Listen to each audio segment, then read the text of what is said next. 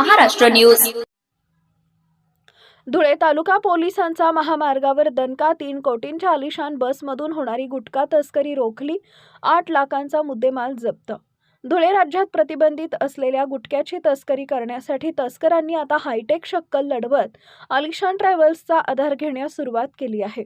मात्र धुळे तालुका पोलिसांनी मुंबई-आग्रा महामार्गावर सापळा रचून इंदूरहून पुण्याकडे जाणाऱ्या शामोली ट्रॅव्हल्सच्या तब्बल 3 कोटी रुपये किमतीच्या पॉश व्हॉल्वो बसमधून होणारी मोठी तस्करी उघडकीस आणली आहे।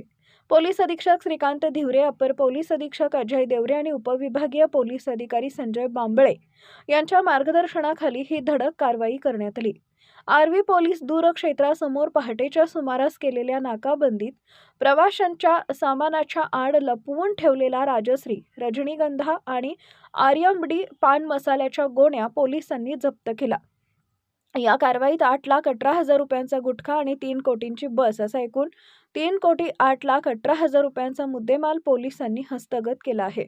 या यशस्वी कामगिरीत पोलीस निरीक्षक धनंजय पाटील यांच्या नेतृत्वाखाली महिला पोलीस उपनिरीक्षक छाया पाटील, पोलीस हवालदार गणेश काळे, कुणाल पान पाटील, चेतन कंखरे, सुमित ठाकूर, विशाल पाटील, सुरेंद्र खांडेकर, निलेश पाटील, प्रमोद पाटील आणि योगेश पाटील यांच्या पथकानं महत्त्वाची भूमिका बजावली।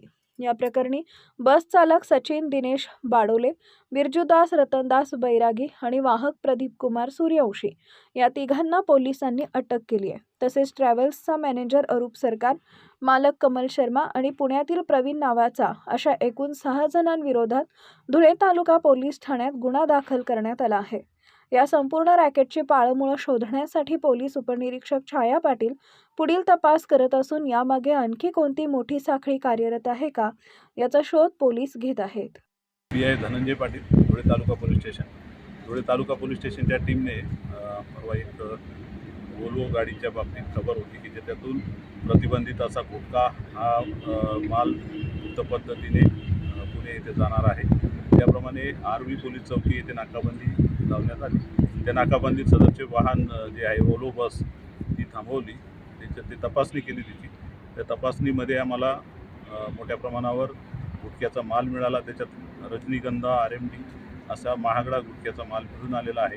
एकूण 8,18,000 रुपयाचा मुद्देमाल आहे हा। आणि त्याच्यानंतर जी बस आहे ही वाहतुकीसाठी वापरलेली, हिची किंमत नव्या बसची जवळपास 3 कोटीच्या आसपास आहे। आणि अशा पद्धतीने ही बस आणि मुद्देमाल ताब्यात घेतलेला आहे। याच्यामध्ये सुरुवातीला 3 आरोपी आता ताब्यात आहेत, अजूनही आरोपी वाढण्याची शक्यता आहे। तर या गुन्ह्याचा तपास चालू आहे। आणि अशा पद्धतीने चांगल्या आलिशान अशा मोठ्या बसमध्ये गुप्त पद्धतीने जाणारं मोठं रॅकेट तालुका पोलीस स्टेशनने ओपन केलेलं आहे। यासाठी आम्हाला माननीय SP सर, माननीय ॲडिशनल SP, माननीय DPO धुळे जिल्हा यांनी मार्गदर्शन केलं। आणि आमच्या आर्वी बीटच्या टीमने आणि DB पथकाने अतिशय चांगली कामगिरी बजावलेली आहे। आणि हा मोठ्या प्रमाणावर गुटख्याचं पॅकेट ओपन केलेलं आहे।